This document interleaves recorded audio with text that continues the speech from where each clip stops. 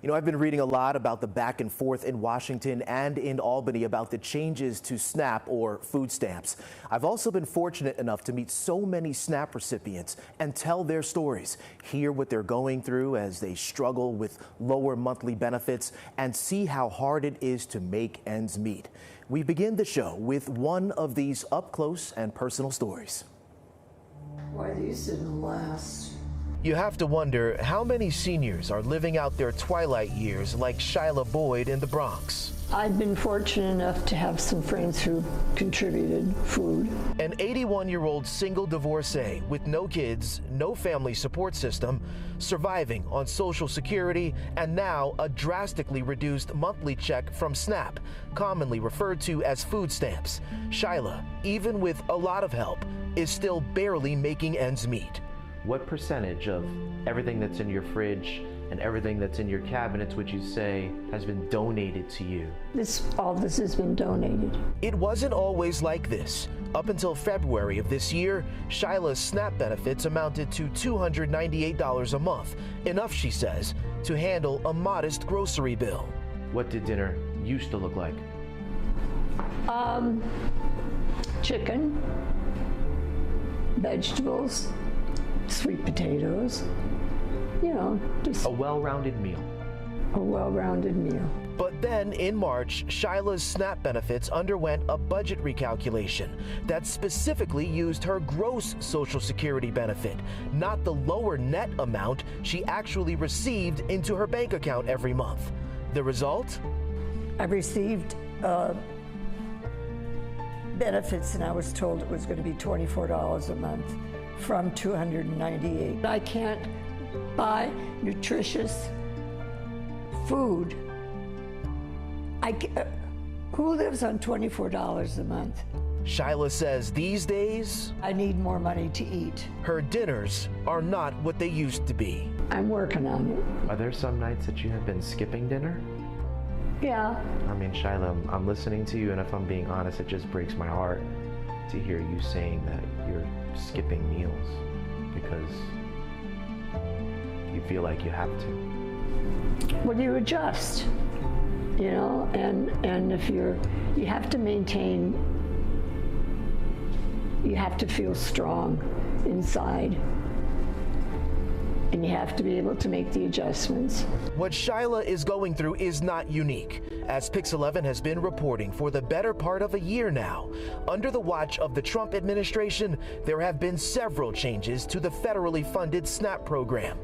The Congressional Budget Office and the USDA, the federal agency that funds SNAP, both cite an expansion of the able-bodied work requirement policy that now includes people up to 64 years old, veterans, and people experiencing homelessness, a cap to the annual increase of the maximum monthly SNAP benefit, an increase in state contributions toward administrative costs, in addition to other changes, including removing a routine expense like internet access from the list of eligible deductions. According to the CBO, the combined effect of all of these changes over the next several years will lead to roughly 2.7 million fewer people receiving SNAP benefits. Do you like the Bronx? I love it. But to figure out what went wrong in Shyla's case, we had to dive deep into the official 576-page SNAP sourcebook. Starting on page 308, Section 11, Budgetary Method, Part A, Paragraph 3. It states in order to determine total net income, you must also include the total unearned income. Shyla's gross Social Security income falls into this category, a seemingly minor but clearly critical calculation that led to a drastic reduction in her monthly benefit to just $24 a month. During her hearing, Shyla tried unsuccessfully to argue her monthly benefit calculation should have used her net Social Security payment after her allowable deductions. But the state commissioner overseeing her appeal hearing disagreed and ruled, quote, the agency's determination as to the adequacy of the appellant's SNAP benefits is correct. A single sentence decision which has ushered in a harsh new reality. I weigh 102 pounds. Do you attribute that weight loss to you not being able to put enough food on your table to eat? Absolutely. And that's a result of this SNAP reduction? Yes. Yes, I absolutely do. Because I can't I need nutritious food. And I'm doing my best to do that, but obviously it's not working. And several hard decisions. There are certain things that I'm doing that I probably would not have done before. Such as? Well, I'm trying to sell things, you know. Like what? Well, like jewelry my whole lifestyle is different now. It's material stuff, you know. Shyla, let me ask you, what happens when you run out of things to sell? Have you thought about that? No, I haven't thought about that. Shyla is now understandably and terribly preoccupied.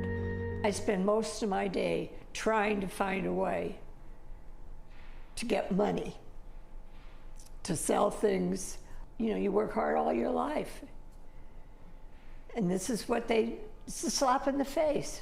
I think it's unforgivable. It makes me actually sick to my stomach.